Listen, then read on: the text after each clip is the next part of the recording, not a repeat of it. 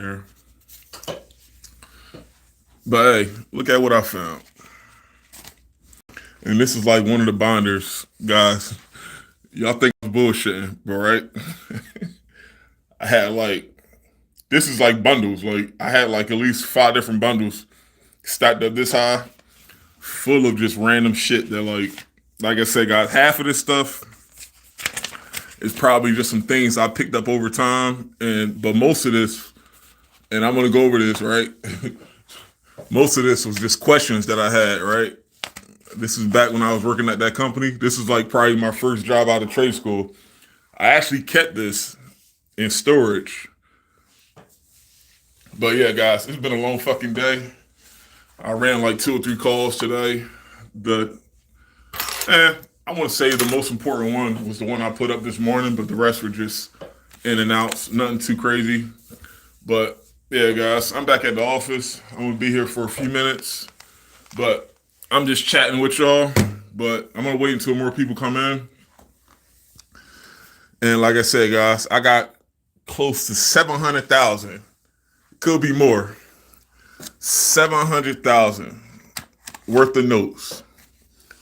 And guys, if you guys aren't note takers, this should be motivation for you mofos to start writing shit down. Understand what you guys are writing down. Because guys, most of this shit was like I said, and I think I actually lost half of it. But guys, crazy shit. Like I said, you remember what I was telling you guys. I don't even know what video this was, but I told you guys back when I was doing maintenances, I used to write like a bunch of things down, right? And like I said, guys, the first company I was at, like I said, guys, you'll never hear me badmouth any former associates. Like I said, it is what the fuck it is. Like I said, if I talk about something, it's going to be in a positive light.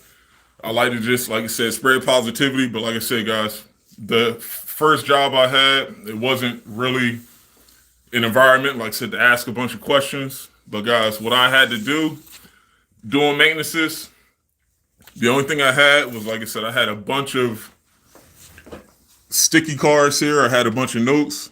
And guys, if I didn't get the answers right then and there, I used to write a bunch of shit down. And guys, this is back when I was a maintenance tech. So technically, they didn't allow me to work on like broken equipment. So what I had to do is I had to write a bunch of things down. And the next time I run across someone like a lead tech or someone like maybe a manager, I will show them what I'm showing you guys right now. And I will show them this like, hey, how do you wire up a zone valve? How do you do this? Guys, I used to ask you, like I said, this is no bullshit. I used to ask a bunch of questions, guys. And like I said, I want to say, if you're talking in percentages, I want to say about maybe 40% of what I asked got answered. And the other percentage, guys, I just had to learn from just trial and error. But guys, I'm going to start first. I'm not going to go through all this shit because I ain't got all night. I'm tired as a motherfucker, guys. But I want to do more live form content because, like I said, you guys are showing love. I definitely appreciate you guys checking in.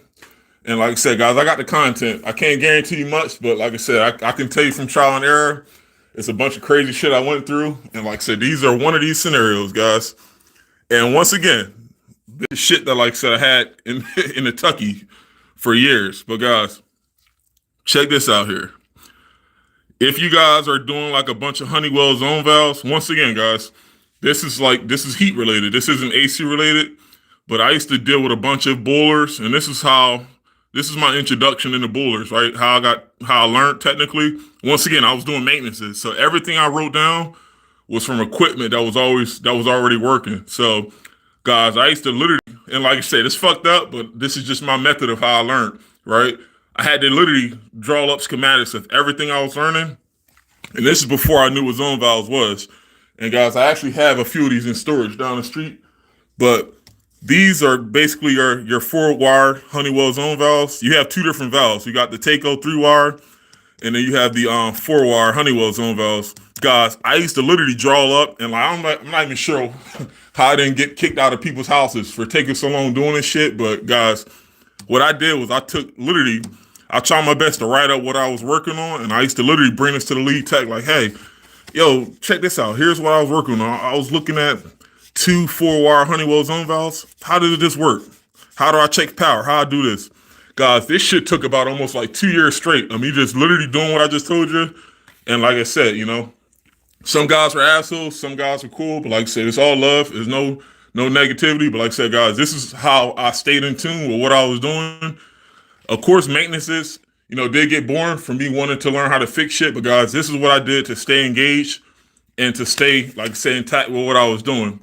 And guys, look at this shit, right? And like I'm gonna talk from a third person point of view, even though like I said, I wrote this shit. I'm gonna answer the same questions I ask here.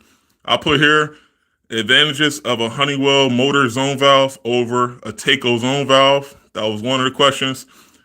2, I put if motor is bad, how can you test it? How can you test its winding? How you can test out its windings? If so, do the whole valve has to get replaced? Next one, I got how to correctly bleed system. This is before I knew how to bleed air from a boiler. Air dampers, and then heat pump, 4-way valve, how to troubleshoot. So guys, let's go through this real quick here. Advantages of a Honeywell motor zone valve, meaning, and I can sum this up, guys. This is back when, like I said, this had to been like at least 10 to 12 years. This had to been at least 10 years ago when I wrote this shit down. But advantages basically of a 4-wire Honeywell zone valve over a 3-wire Taco valve. Guys, I can tell you right now, the advantage over a 4-way valve, it really depends on the setup, meaning, and I wish I would have had, I don't have neither one of them here. I know I have a 4-wire zone valve down the street in storage, but guys, it depends on what you have. If you have a 4-wire Honeywell zone valve, you're not going to put in a Taco. It really depends on what you have. That's what you're going to stick with.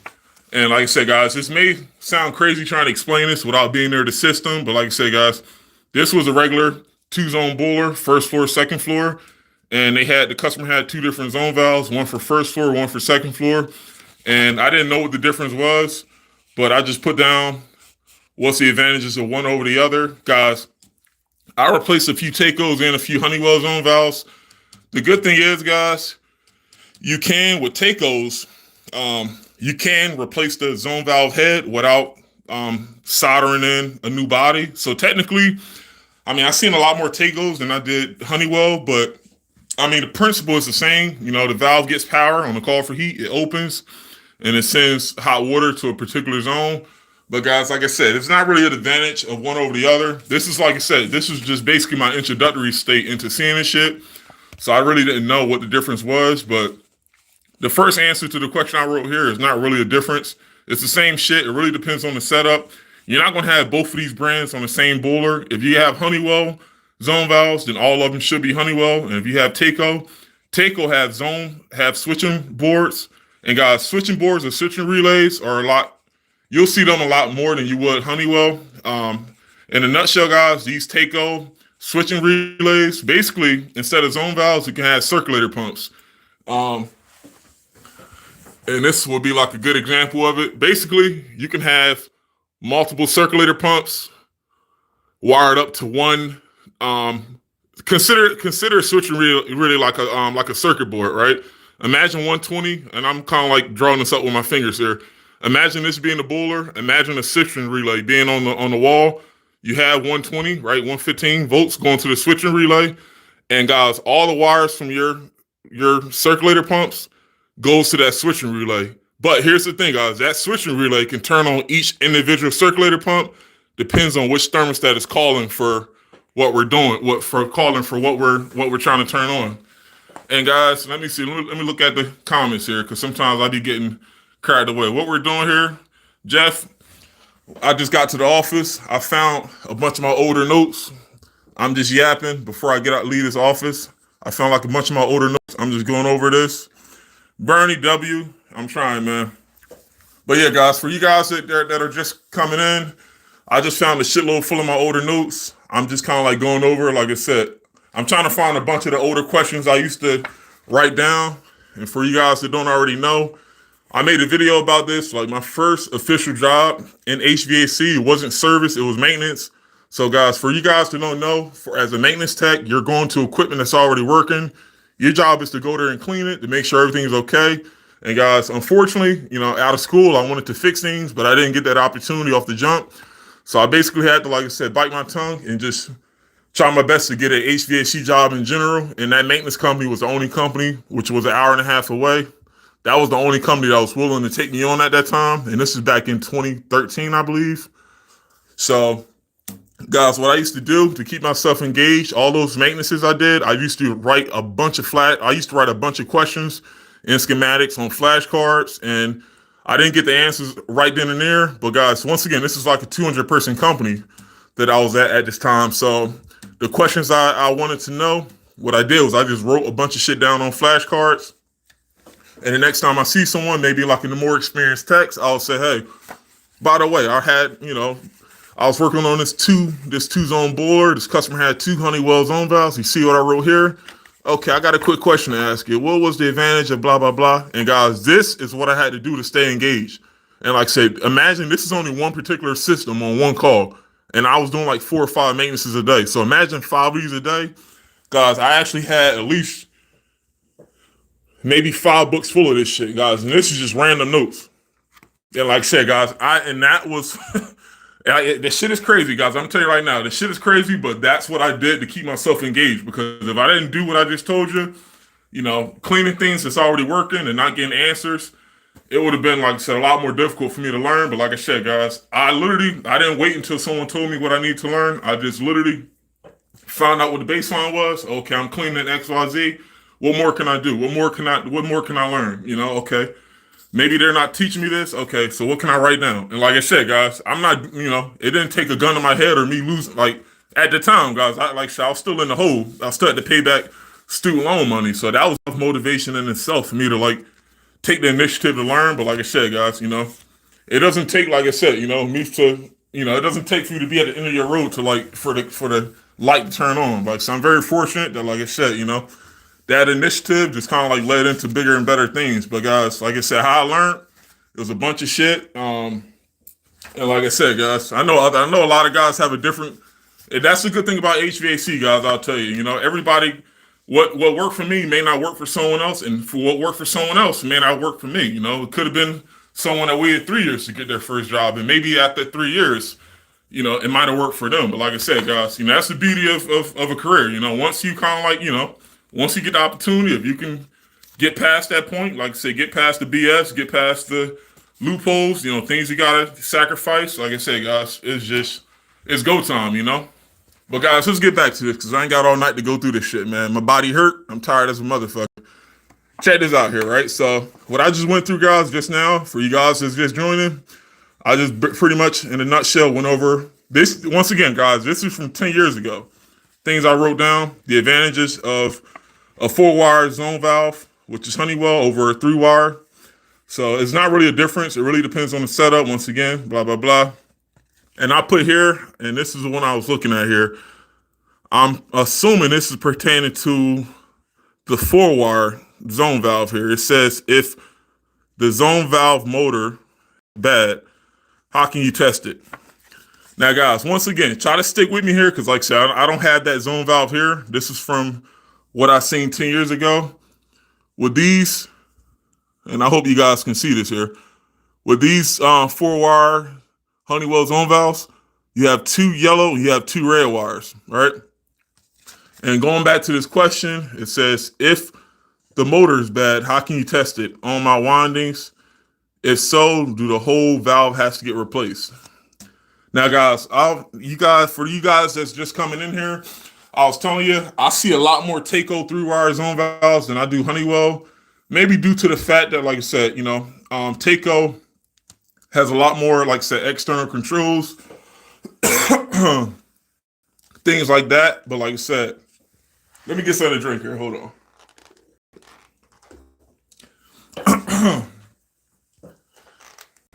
Hold on, guys. All right, I'm back now. All right, guys. So, as far as with these Honeywell zone valves, the question was, if I have a bad motor, how do I know? And for 2, do I have to replace the whole valve? I can tell you now, guys, with the Taco 3-wire zone valves, it's a lot easier to just pop the head off the top of the 3-wire zone valve. I don't have the illustration of the zone valve, guys, but guys, I can tell you right now. Hold on. I'm going to draw this motherfucker because I know if you guys are like me, you probably got to see it to understand this shit, right? So look, I'm going to draw two of these motherfuckers on the board here. And I'm not the best drawer, but I can explain this shit, guys. That's the difference. So you have 4-wire, and you got 3. So let's do 1, 2, 3. And you got yellow, yellow. And I think it's red, red. All right, guys. Now, hold on, let me put the cap back on this motherfucker here. All right, guys. Now pay attention here, right? I'm going to try to differentiate this the best way I can without having a part of my hand. So this is Taco, and this is Honeywell, right? All right, I hope you motherfuckers can see this. And like I said, guys, I curse a lot. It is what it is, right? To each his own. But guys, look, the Taco has the 3-wire setup, terminals 1, 2, 3. Honeywell is the one that I was referring to with this, right? You guys see this here? If you guys have any questions in the chat, I want you guys to comment this because like I said, guys, most of the time if I'm on a job, I'll be trying to take live videos, but like I said, guys, now is a good time for you guys, like I said, to definitely chime in. I want you guys to, like I say, any questions you have, or if you guys are not sure what the hell I'm talking about, now's the time. Like I said, I want you guys to comment. I want you guys to let me know what you guys think. But getting back to it here, guys, check it out. This is the 4-wire setup. Now, guys, in a nutshell, for you guys that don't know, the purpose of a zone valve, let me see here, hold on. And I'm going to abbreviate this ZV. Now, the purpose of a zone valve, you will only have zone valves on boilers, right? And remember, this is a boiler, right? And I'm not going to go too far into this. I'm just going to assume you guys know what the fuck I'm talking about as far as the difference between a boiler and a furnace.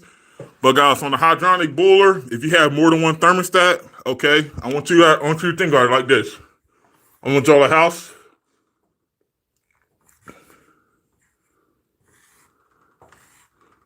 All right, second floor, first floor, T-stat, T-stat.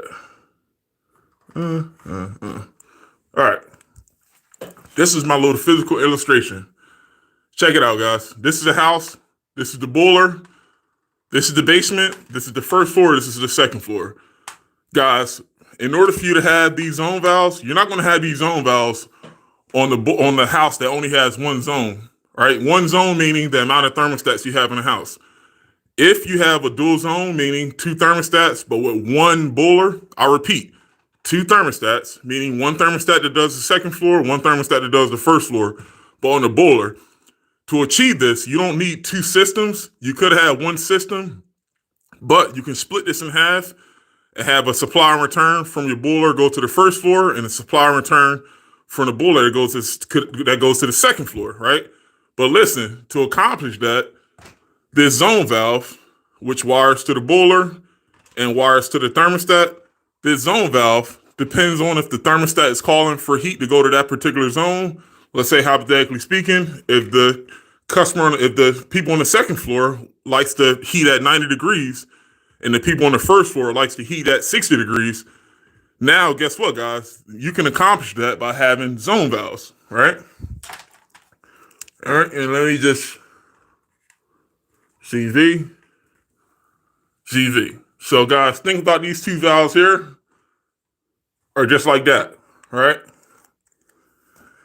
And guys, I'm going to go through this real quick. I just want to show you the illustration of the system. So I'm not just talking from like all talking from all verbal language, because like I said, guys, this can sound confusing unless you can like physically see it. Of course, I'm not in the house like that now. Right now, it's summertime. It's like 90 degrees.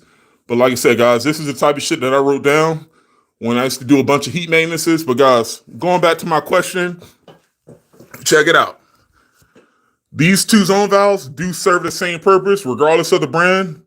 The purpose of the zone valve is to open on the call for heat to allow heat to flow to a particular zone, right?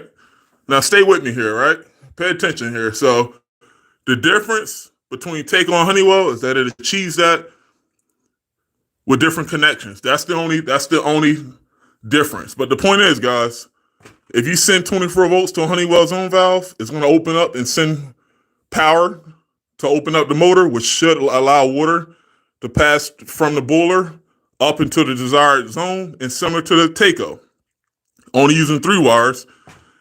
Once again, these valves only open up on the call for heat, right? When you want the heat to run, zone valve opens up, and like I said, that's exactly how it works. But unfortunately, guys, I don't have neither one of these physically here. But going back to the question, this was specifically to the Honeywell zone valve. I put down, how do you know if the motor, I believe, was bad? Let me look at the question here. If the motor is bad, how can you test it? Don't quote me on this, guys. But like I said, once again, right now, my mind is on AC stuff. But with the boiler, with this, I'm talking Honeywell zone valves. 2 of these, I believe, are for the motor. The other 2 is for, I believe, the end switch with the thermostat. Guys, don't quote me on this. Like I said, if I'm wrong, so be it. I want you guys to correct me, for you guys that know. But I believe the 2 red, and it's either vice versa. I know the 2 red are for 24 volts for the motor, and the 2 yellow might be for end switch. The end switch, guys, is what needs to close for the motor to turn on. But it could be vice versa. Don't quote me on that, guys. But the point is, if that motor is getting 24 volts and the thermostat is calling, then that zone valve should be open. This is for the Honeywell. And for the TACO, very similar principle, except that you don't have 4 wires, you have 3. And let me look at the comments here. Andy Ortiz, we use hot water solenoid and hydronic space heating. I mean, that's pretty much what the zone valves are. It's just hot water solenoids. I mean, a solenoid just opens up or closes on the call for whatever you wanted to call for. In this case, guys, this is a call for heat. These valves are either going to open or close whenever the thermostat for this particular zone opens up. And remember, like I say, you're not going to have this unless you have more than one thermostat. You're not going to have one thermostat control 2 zones. That wouldn't make any sense. So, and let me look at the other comments. So, Andy, you put like a zone valve. It has a diaphragm. Yep. And also, speaking of diaphragms, this thing has a wiring diagram. So, guys, what I'm telling you, on every 3-wire TACO or 4-wire Honeywell, it tells you exactly how to hook it up. But, guys, just to go through this real quick, this Honeywell zone valve, if this thing is getting 24 volts and it's calling for heat and it's not opening up, then that means the valve is bad. But to go to my next question, if the motor is bad, do the whole valve needs to get replaced? No. There's a way you can replace the motor without replacing the whole body. And that is why I had to draw this on the board, because me trying to explain this without you guys seeing it, it's going to be kind of tricky. Now, the similarities between these 2 Honeywell and TACO zone valves is technically you can replace the valve head without replacing the body. So I'm going to put H, B, put H, and put B. So the valve head is usually on top. You can unscrew. I know with TACOs, you just turn it like a 1/4 turn to the left and it pops right out.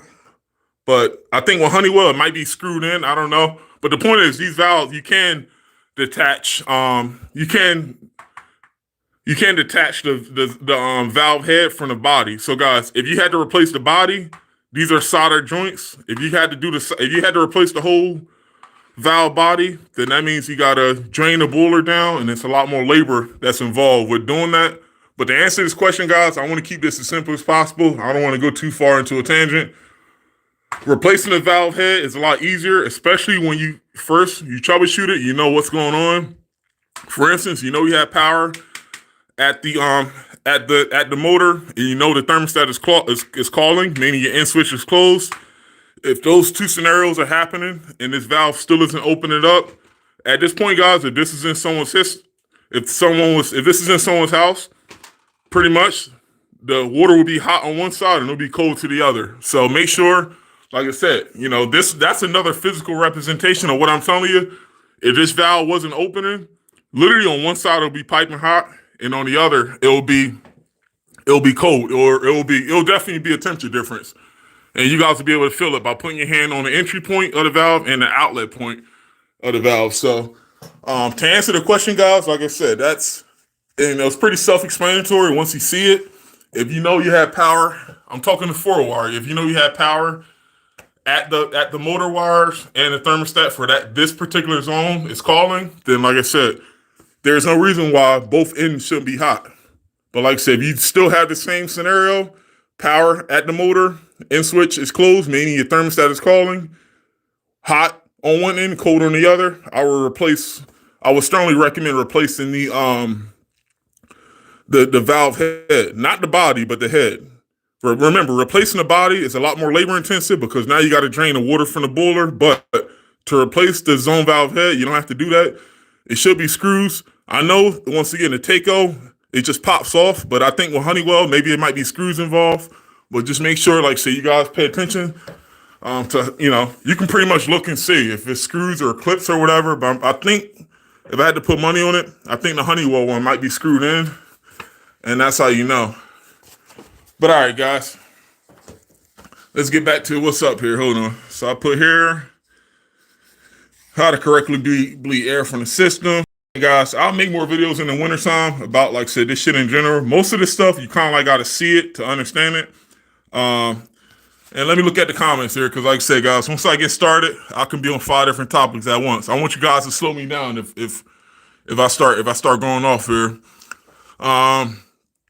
Every unit has zone valve. Andy Ortiz, every unit had a zone valve connected to a thermostat. Correct. Yep. These zone valves are not going to turn off and on by itself. These zone valves needs to be controlled by a thermostat. So that's definitely correct there. Every few hex screws. Yep. I think that's the case. Like I said, guys, here's the thing. So I'm responding to Andy Ortiz. He said a few hex screws. I don't think I ever replaced a zone head on a Honeywell. What I was referring to by unscrewing it or just turning it like a quarter turn to the left, that was a Taco. So I don't think I ever messed around with replacing a bunch of Honeywell zone valves. I just know how to hook it up. But I think that's the case with the Andy Ortiz with the Honeywells, just a few screws. Can lead body and change mechanical. Yep. Yeah, so guys, check this out. So Andy Ortiz basically just answered the question that I asked earlier with the Taco 4 wires. That he pretty much answered the question to one of these here. Hold on. So motor's bad. So here's right here, guys. The question here: do you have to get the whole valve replaced if the motor is bad? So Andy Ortiz just answered the question. No, there's screws, and you can basically replace the valve head on these 4-wire Honeywells without replacing the whole body. So definitely, like I said, guys, you can refer to the schematic, but you definitely don't have to replace the whole zone valve just to replace the head. You can just unscrew it, and like I say, you're good to go. So kiddos, you was gonna learn all this, but you got to change your habits, man. You got to change your habits. You make it sound so easy. Nah, I mean, I basically been around this long enough, guys. Like I said, and I'm trying to explain this, like I said, the best way I can. But like I said, guys, how this was explained to me, it would have took, like I said, during that twice a time, because like there's a bunch of things and like I said, guys, once again, this isn't a slight or anything against what was around me, but like I said, guys, me trying to ask, like for instance, let's say if you guys were with me at that company, we were all rookies. Me trying to go up to a technician, imagine you guys are in my shoes right now, right? You're going up to a lead tech, someone with experience. Hey, I want to know, what is this? If the motor, guys, most of the guys, if they didn't know, they won't even tell you they don't know. They'll just tell you don't want to know that. Oh, nah, you don't need to know about zone valves. Most customers has furnaces. And like I said, guys, I can tell you right now, you'll never hear me once again talk negative, but like I said, it was a lot of things I just didn't know, but I didn't notice until down the line that, if someone didn't know, I think with HVAC, man, like at that time, I think it's better now, but guys, at that time, it was just a bunch of ego and bullshit. Like I said, guys, if I don't know something, I'm going to tell you I don't know something. I don't give a damn about, like I said, you guys know more than me, then that's great. That means it's more than you can tell other people, but I don't give a damn. Like, this shit was here before me, guys, and HVAC is going to be here after me. So I don't care about knowing everything. And like, I think that's kind of whack, man. Like me knowing everything and me telling you that things are harder than what it needs to be.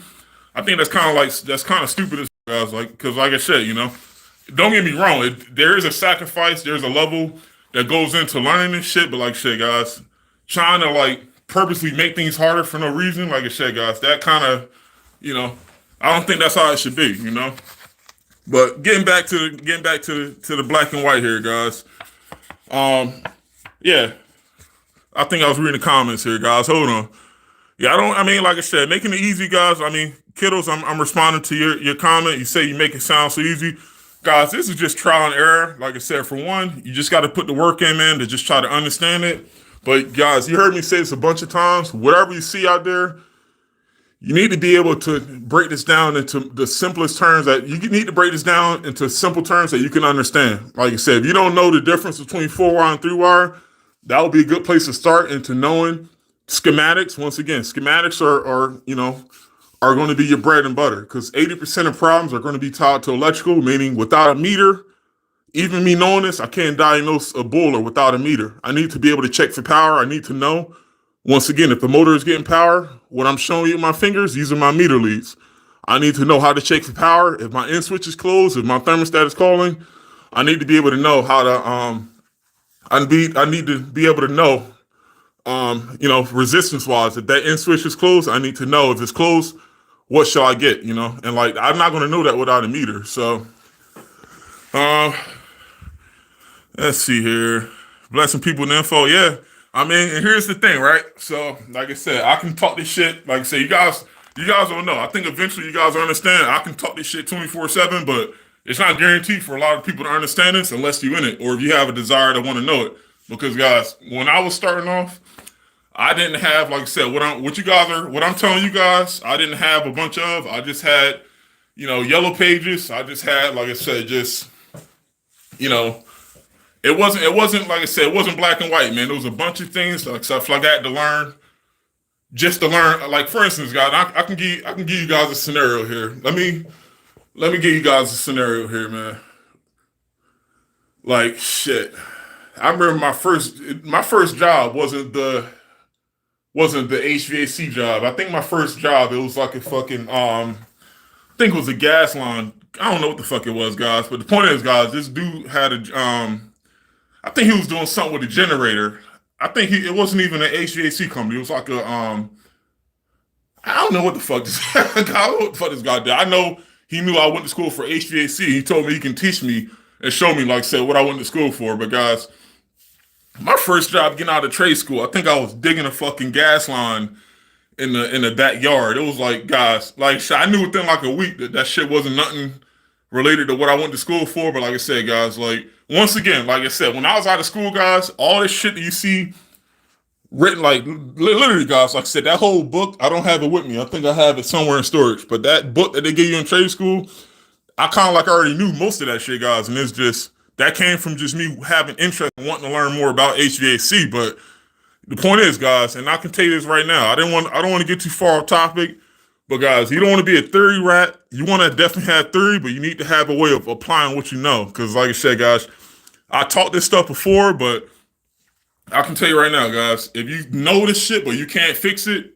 then how are you going to make money? Like I know a lot of guys that can try to teach you this stuff over the phone, but once you get to a unit, that's when, like I said, the technical shit goes away and you need to know, hey, A squared plus B squared equals C squared. If you don't know how to do that, then like I said, guys, that's where, like I said, the rubber meets the road, man. But let me get through these comments here, guys, before I get going here. Hold on. Third shift. Yeah. Third shift cook at the Waffle House. Get it how you live, man. Get to it, Nah, I mean, it's not really complicated, man. Remember, like I said, I've been around it before even understanding. Like I said, I've been around it, but like I said, I was just fortunate enough to just, had time to just write this shit down. And like I said, like I said, most of this shit, like I said, I learned from just being around it. I didn't learn from like someone just being next to me saying, hey, here's what a zone valve is, But like I said, guys, that's part of the sacrifice of getting experience. Experience is going to come at inconvenient times. My idea to make videos, yada yada. Hey, Andy, go for it. Andy Ortiz, go for it. Like I said, guys, I didn't start this YouTube shit with a plan in mind. I shot from the hip, and like I said, what works works. If it don't, it don't. As long as you know more than you did yesterday. Yep, that's for sure.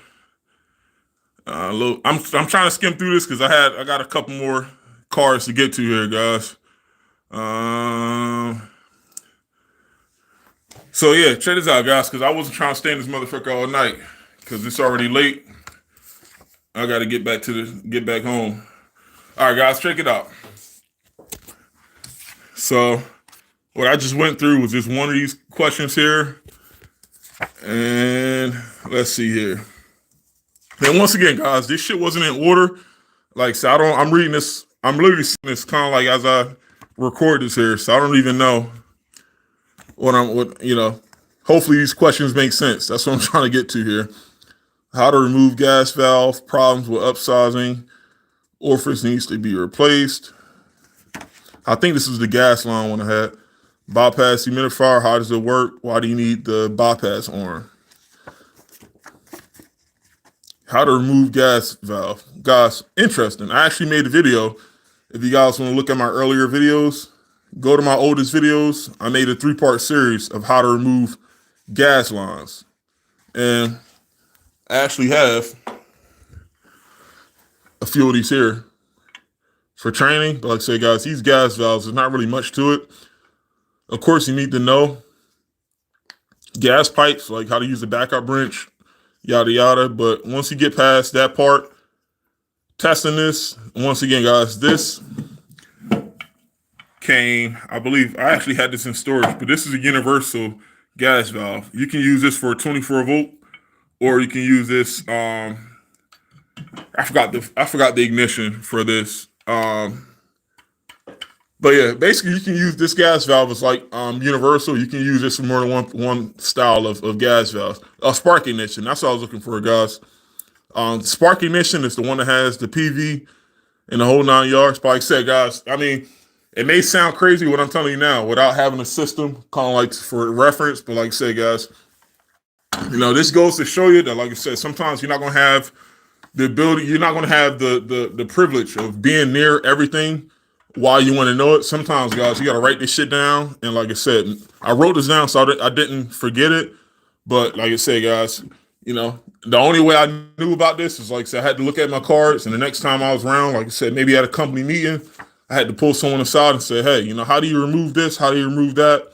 And once again, regardless of what they told me, I still had to be around it long enough for me to understand this shit. But I do. Hey, Andy Ortiz, I think this is a White Rogers gas valve. So bypass humidifiers, how does it work? Basically, I don't have to draw that one on the board. I say, guys, I think I was looking for some interesting AC questions, but most of this shit is like probably going to be heat related.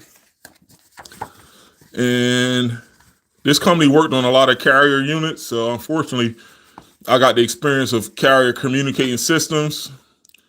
And I believe with the carrier when I say carrier, guys, this is Bryant, Payne, and Carrier with the communicating terminals.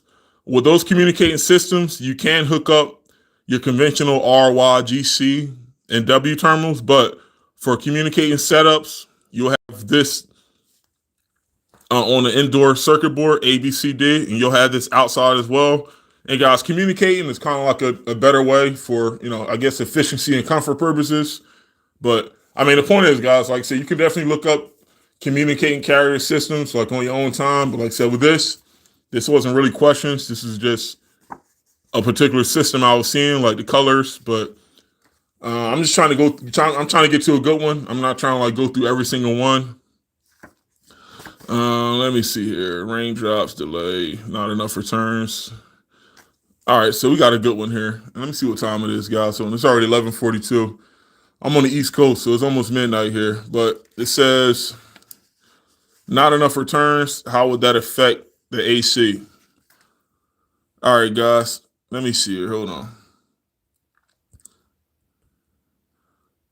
I'm gonna start a poll. I want to see if you guys got the answer to this here. Hold on. So I'm gonna put down this question that I have here written down. I want to see what you guys think here. Not enough returns. I'm typing a question in the chat here, guys. Hold on. How would this affect the AC? And option.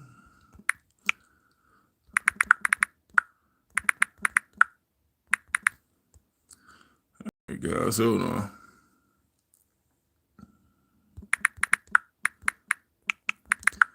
We'll blow out vents.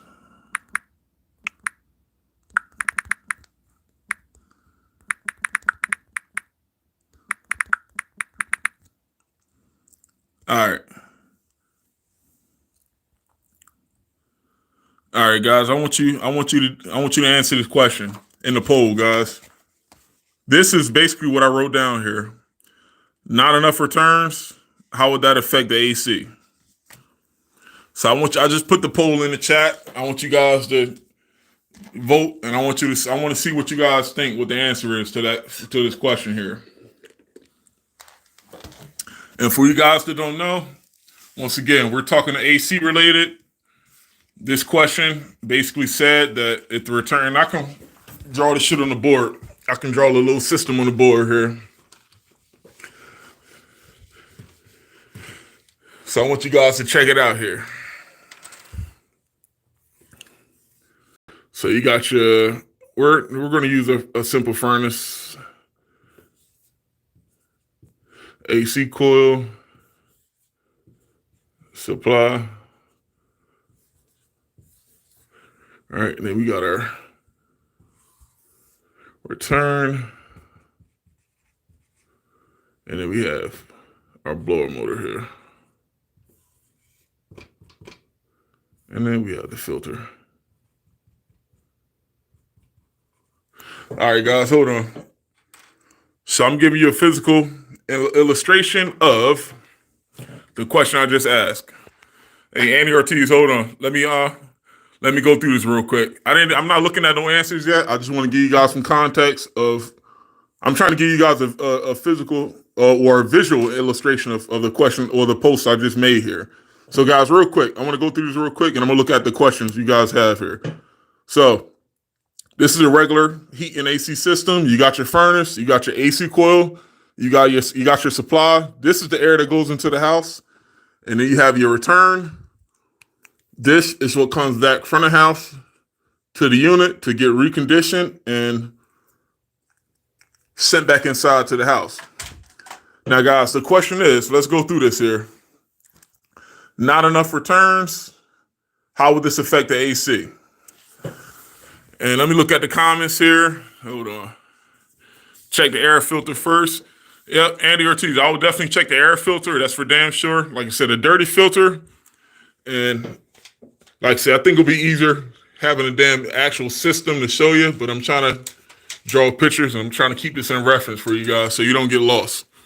What Andy Ortiz was just referring to was this. So guys, this is what's coming from the house.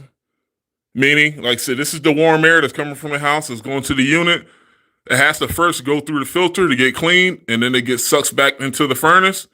And now, guys, I can say right now, let's say it's 75 degrees.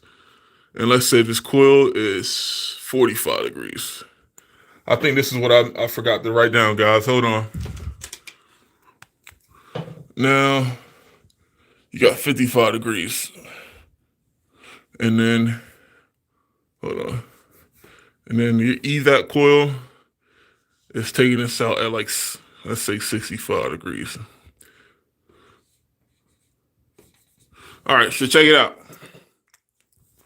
So I'm gonna explain the system, guys, as I'm going through here. So look, so the thermostat right now is 75 degrees in the house. So you got the air coming from the house, 75 degrees. It first goes through the filter to get clean.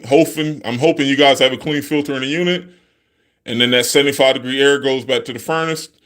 The fan inside the furnace sucks the air through the return, and then blows it back up through the evac coil. Guys, the evac coil temperature is 45 degrees. And once a coil that's 45 degrees meets something that's 75 degrees, hot meets cold, you're going to have colder air go through the vents. This is what's coming through, going to the house. Remember, guys, supplies what's going to the house, returns what's coming back to it. So, guys, you should have colder air going to the house than what's coming back from the house, if that makes sense. So you have 75 degree air going to your evac coil. Evac coil is going to say, okay, let me absorb the heat. And now, guys, that 75 degree air, once it touches something colder, now, guys, look, that 75 turns into 55. And now that coil is going to absorb that latent heat from the house, right?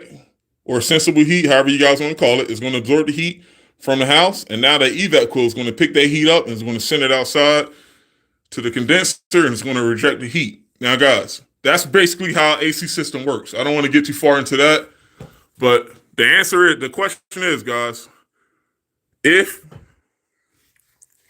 you cut off the return, what will happen to the AC system? Now, by me explaining that, let me see here. The output will be warm. I wouldn't say that. I don't think the output would be warm, Andy. So here's the thing, right? It really depends on the house. And since I already have this written here, here's the answer for you guys, right? I'm gonna give you the answer without telling you the answer, right? So you have your furnace, supply, and you got your return. So let's say you got supplies here. And guys, I made live videos about this before. But check it out here, right? Hold on. So check it out. Let me close this poll here. Hold on, guys. All right, so check it out here. So you have, once again, this and this is the same thing. I'm just showing you how this furnace will look in someone's house. But you still have your return. You got your furnace on the ground. You got your AC coil, and then you got your plenum, which is your supply that pushes that 55 degree air into the house, and you got 75 degrees coming back. But pay attention here, right? So this is the furnace. Remember, this is 55 degrees going up from the basement to our first floor, and it's going up to our second floor. And our returns, right, which is 75 degrees, is coming back from the second to the first and back to your unit. Now, guys, check this out here. The question is, if you didn't have enough returns, right? So what I just drew here, let's take this away. If you didn't have enough returns, what will be the outcome? And guys, I actually didn't see the right answer here, even though I got this written down. Someone put warm air will come out of vents. Nope. Guys, you will still have 55. Remember, the AC is working fine. My only question is, what will happen if you didn't have enough returns? Return is the air that's coming back to the unit. Supplies was going up. Remember, there's nothing wrong with the supply. You're still getting 55 degrees coming out of your unit, going into the living space. But I'm looking at the answers here, guys. It says warm air will come out of vents and unit will be noisy. The unit won't be noisy because I never said that there was an issue with the fan. So the fan motor inside your furnace, the fan is working fine and the filter is clean. So Andy Ortiz mentioned earlier about the filter being dirty. You want to check that? We checked the filter and the filter is clean, right? So the fan inside this furnace is blowing out normal. So that third option here, the unit would be noisy. I just threw that in there to confuse y'all. The real answer is the second floor will be hot. And I can explain this. I can tell you now, this second floor, I'm going to draw a real deal temperature so you guys can see how this will look in someone's house. So this is the basement, right? Basement first. So if you guys are inside a customer's house right now, I want you guys to pay attention here, right? I want to try to keep everybody on the same page. If the returns went away, Based on the first floor being in close proximity to the basement, your first floor will still be comfortable. But guys, here's where things get a little tricky here. As you go up, guess what's going to happen, guys? Once you go up, you got humidity upstairs. Guys, if you don't have a return to bring that humidity back from the second floor down, that second floor is going to be fucking 80 degrees, guys. And that, what I'm telling you is exactly what the hell is happening in Philadelphia right now, as we as we speak right now, guys. The second floor, I can tell you right now, guys, on the second floor in Philly, a lot of customers have window units just due to this exact same problem I'm just explaining to you guys right now. Winston Holder, no, it's not a lack of supply. The supplies are okay. The supply, remember, the supplies was going to the house. The returns are what's coming back. The question was, if you didn't have enough return coming from the house back to the unit, what will happen? And guys, what will happen is the second floor is going to get hot. Because remember, guys, I want you to put yourself inside the system here. You're 55 degrees, you're coming out, and like I say, you're conditioning the space, right? And remember, your first floor is right above the basement. So your first floor is definitely in close proximity to be conditioned versus the second floor.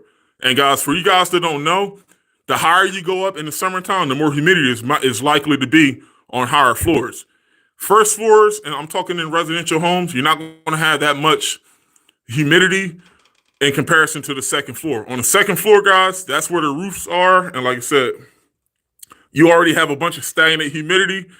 If you don't have those returns, and guys, once again, the returns what brings that stagnant air, that stagnant humidity back to the unit to be reconditioned, and then that's how it works, guys. And the easiest way, and this may sound crazy, guys, I wish I was in front of a live system to show you, but guys, the easiest way I can explain this is, imagine you guys are inside a car right now.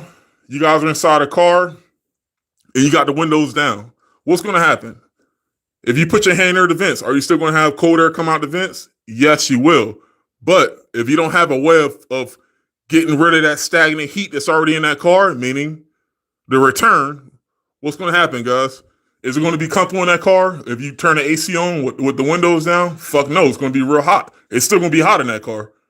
And guys, that really that defeats the purpose of having an AC if you can't condition the air and you can't remove that humidity. That's the purpose of air conditioning, guys. If you guys didn't know, the purpose of air conditioning is to remove heat from a place and take it somewhere where it makes little to no difference. That's exactly what the definition of air conditioning is.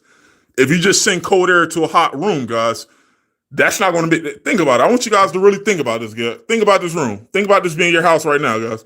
Right now, your bedroom is on the second floor. It's hot as hell. And you go downstairs, you're like, hey, damn, where's the thermostat set to? My thermostat is set to 73. Why the fuck is it 80 degrees up here? Okay, let me try turning this down to 60. All right, a couple hours later, damn, it's still 80 degrees up here. Okay, let me try turning my thermostat down to 50. You put your hand near the vents here, guys. And once again, these vents, I have a couple of these up here. These vents are basically the registers. This is where you guys feel the air blowing out the vents. But if right now, guys, imagine you living on the second floor. This is the best way I can explain this. If you guys are on that second floor and you're saying, hey, it's 80 degrees, what's my thermostat set to? If it's set to 60 and you go to that bedroom on your second floor and the temperature of the air is cold, that doesn't mean that the second floor is going to get cold. What you got to do next, guys, if you know you have adequate supply vents and you have cold air blowing out, make sure you got returns on that second floor. I repeat, if you don't have returns on that second floor in the summertime, it will never get comfortable, because now, guys, you have stagnant humidity up there that the supply doesn't bring air back. The supply brings air from the system up to that second floor. But if you don't have another vent, which is called your return, to bring the stagnant humidity back from the space, from the second floor to the unit to be reconditioned, this shit it's not gonna be comfortable. I can tell you that right now. So that pretty much explains. That pretty much gives you guys the explanation of the question I just wrote down on the paper and to the poll. If you don't have a return, your second floor is always going to be not comfortable. It's going to be hot. Now, guys, remember, I'm not trying to confuse you. In the wintertime, heat rises, so it's easier for heat to go up. But guys, AC, the definition of AC is to remove humidity. Remember, I'll say this one more time. The definition of AC is to remove the humidity. You already have humidity up here, guys. I want you to put yourself, once again, put yourself in the system so you understand.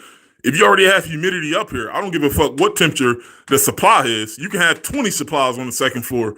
If you don't have that return that's going to pull the air from the second floor back to the unit to be reconditioned, effectively, if you take humidity away from the second floor in combination of you putting vents on the second floor, I'm gonna write this down here so you guys can see, and I hope this makes sense here. So imagine you got 55 degrees coming into the room.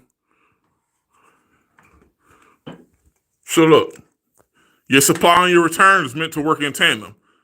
If your supply, think about this, you got 55 degrees, hypothetically speaking, coming from your unit. If you got 55 degrees coming into the room, and then you got a return that's bringing that 80-degree temperatures back to the unit, guys, that is the definition of AC.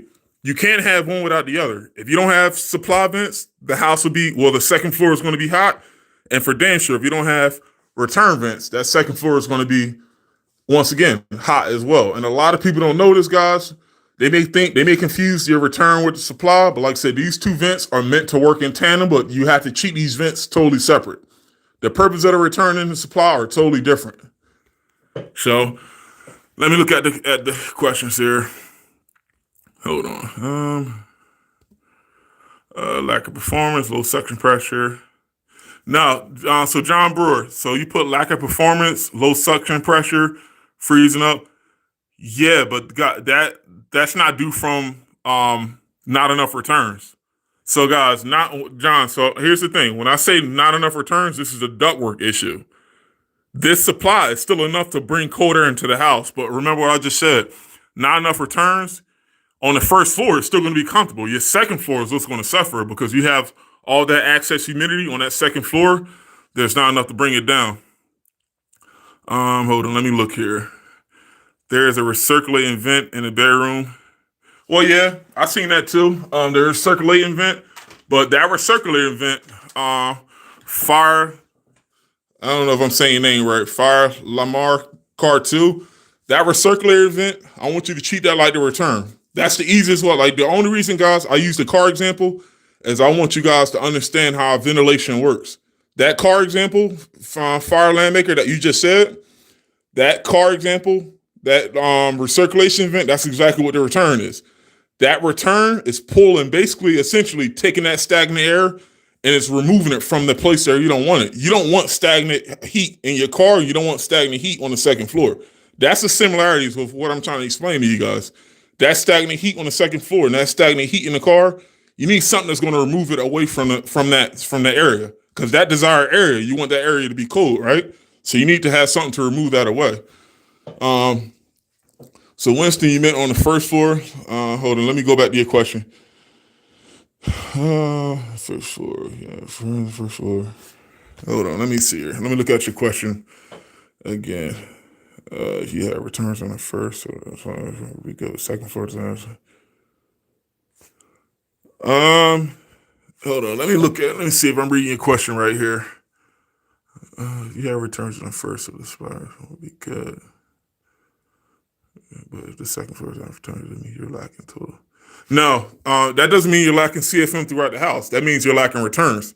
Returns and CFM is two totally different things. CFM matters on the supply side, not on the return side. So, and like I said, guys, this is where shit gets a little tricky, because your first floor, guys, remember, your first floor is so close to the basement that your first floor is always going to be somewhat comfortable regardless, because it's on a lower level of the house. But in Philadelphia, with these second floor houses and these third floor houses, guys, you're almost guaranteed not to have AC properly, regardless if you have 20 vents or two supply vents. If you don't have enough return vents on the higher levels, then you can guarantee you're going to have so much stagnant humidity in that room, regardless of what temperature you put inside the room from your supply, it will never be comfortable. And if you guys see my live video from before, I put down in Philadelphia, guys, a lot of these houses are meant to only have heat by themselves. A lot of these houses weren't meant to have AC. So what a lot of companies do is they put coils and they put condensers on top of these furnaces, and they tell the customer that the AC is going to work fine. But then I get the call from this customer next summer, and they say, "Hey, Andrew, how come my first floor is comfortable and my second floor is 80 degrees?" I get there, guys, and guess what I don't see? I don't see a return. And trying to add a return in the finished house, it's going to be easier said than done, you know? So, yeah, guys, that's pretty much the answer to that question. But guys, like I said, I'll definitely make more videos like this, like I said, as I go along. But let me know if you guys have any questions. But like I said, I can't get through all these tonight. Like I said, I didn't get back until late, and I already been here for like an hour. But like I said, just going through most of this shit. I think this is like how to wire up this is at a furnace, how to wire up a receptacle in the switch. And I think this is like another, I don't know, I think this is like a capacitor or something. I don't know what that was. I think this is like a zone valve. And yeah, guys, I mean, this is only like half of it. Like I said, I got a bunch of other shit here, but I definitely got to get up out of here, guys. But before I go, while I'm packing up, you guys can let me know if you have any questions about anything I went over, because we definitely did go over a bunch of shit just now. I just gave you guys at least like $500,000 worth of ideas, well, worth the game, I call it. So we went over zone valves, and we also went over returns. Like I said, a lot, and I can tell you right now, guys, there's people that's probably gonna watch this video, especially about the returns, that's probably still not gonna understand what the fuck I'm talking about. But I can tell you now, guys, and like I said, other companies can probably vouch for this. I'm talking if you're doing AC work in Pennsylvania, especially Philadelphia. Out of every 10 no AC calls we're going to get this summer, 2 of them are going to be related, or no, let's say 3 of them are going to be related to exactly what I just told you guys about the not having returns on the second floor. And a lot of customers, definitely, you're not going to notice from Google. What I'm telling you, like I said, if you Google how come my second floor is not cold, they might tell you your fucking AC unit is too small, or they might definitely lead you towards something unrelated than what the actual issue is, guys. But like, unfortunately, a lot of people in Philadelphia, to combat for that stagnant humidity on the second floor, they just put window units in, because they know that based on how the house is constructed, it's going to be next to impossible to sneak a return vent or two from the basement through the first all the way up to the second floor. In theory, this can work, because like I said, this is just a draw on the board, guys. But trying to add a return, like, I'm talking to a finished house. This isn't like a house that's still being built. To a finished house, trying to add a return from the basement through the first, actually inside the walls, and to go up and to be exactly where we need it on the second floor, guys, that's like going to be a pain in the ass. And like I said, trying to explain this to most customers, once you tell them that you're probably going to have to open up floors and walls, and hopefully you'll have space to do that, guys. Most of the time, they always say it's not worth it. We'll just either put a ductless mini split unit in, one of these, or they'll just, like I said, they'll probably just put a window unit in. But yeah, guys, like I said, this shit is definitely, like I said, you know, it's really no clear cut answer with those returns.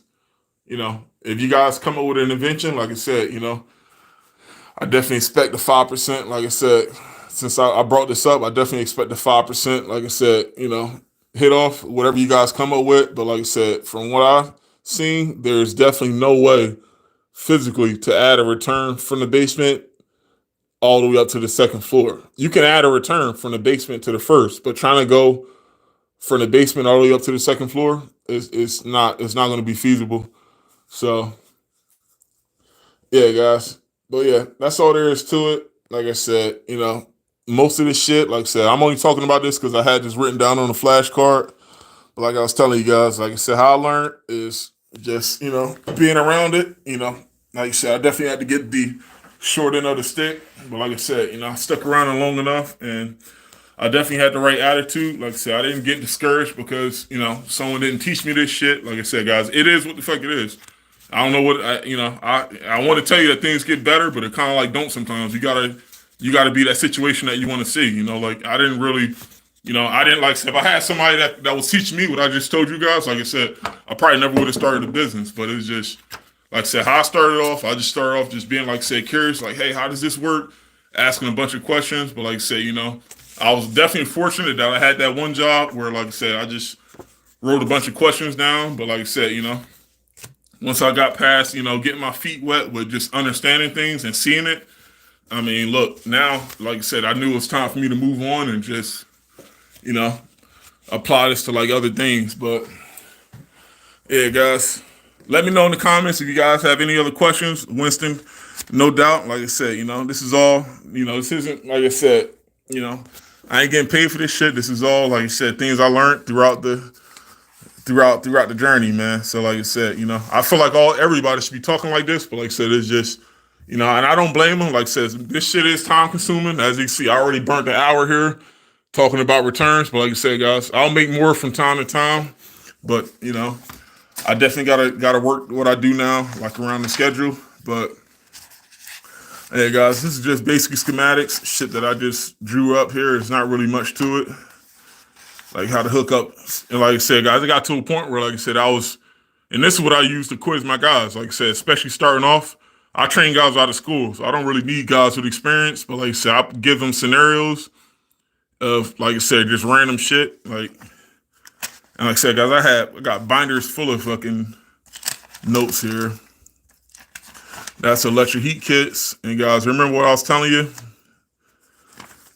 Street Gang, this is gibberish. I want you to prove it, my man. If this is gibberish, show me how it's gibberish.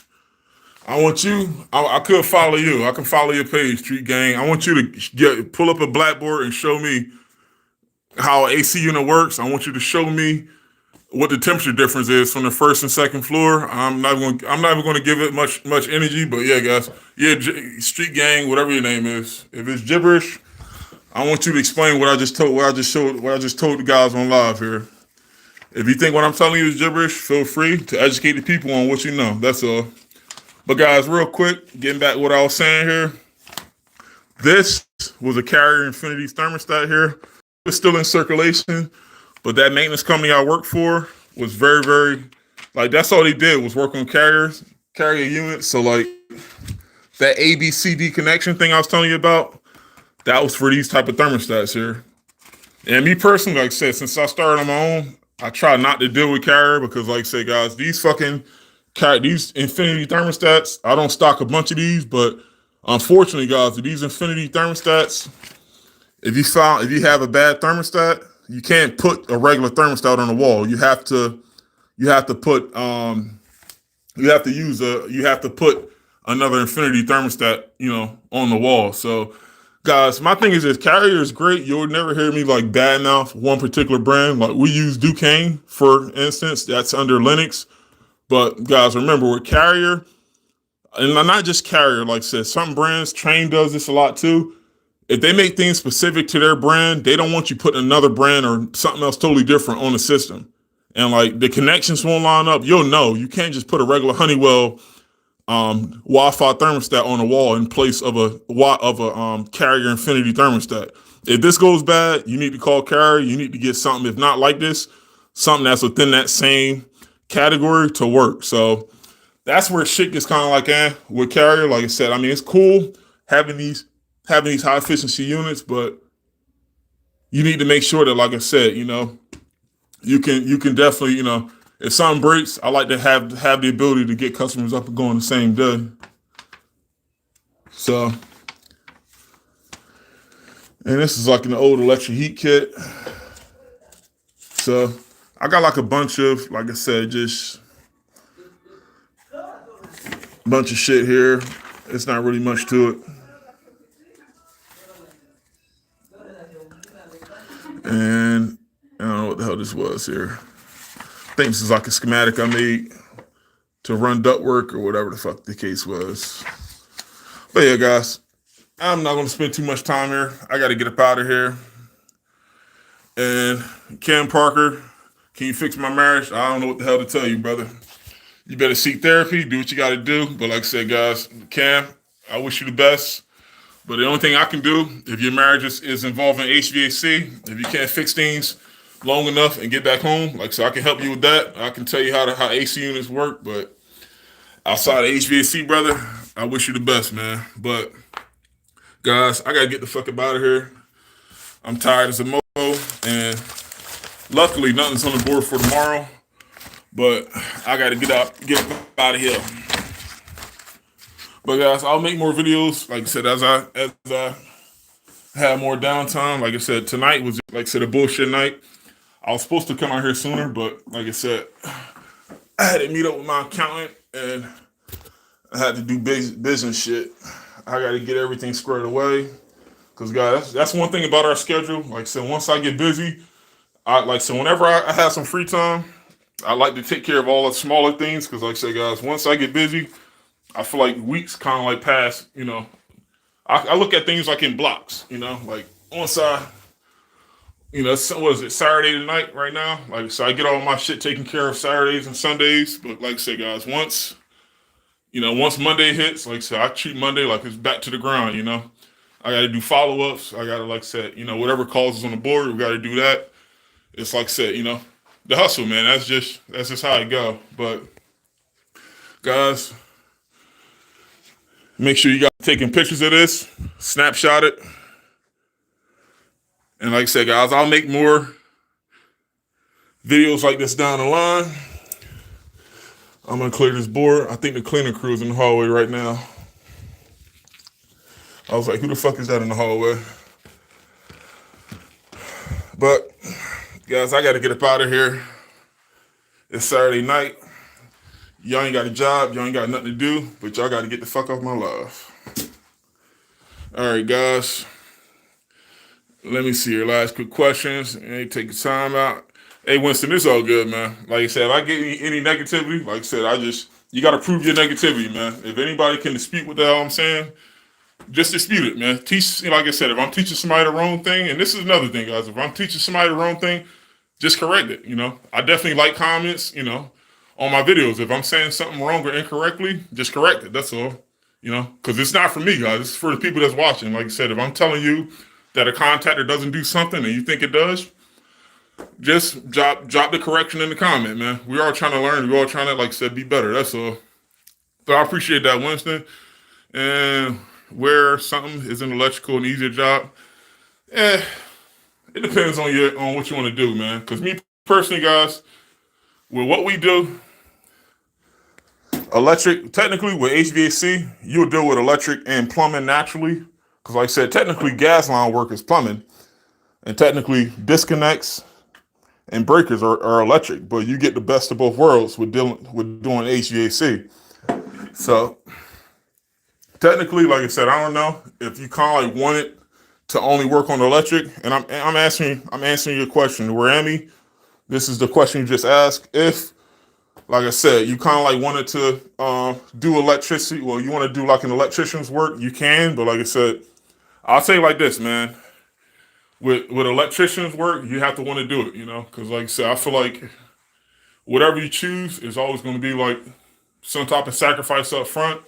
And like I said, guys, with me, that was me driving almost 2 hours away. And like I said, guys, there's a bunch of things I left out of the story. Like I imagine, like I said, and like before I let you guys go, I can tell you this right now. And hey, Rami, hold on, let me get this out the way real quick. I'll see you in your next thing here, guys. Imagine you being in my scenario. You like, what was I, 20?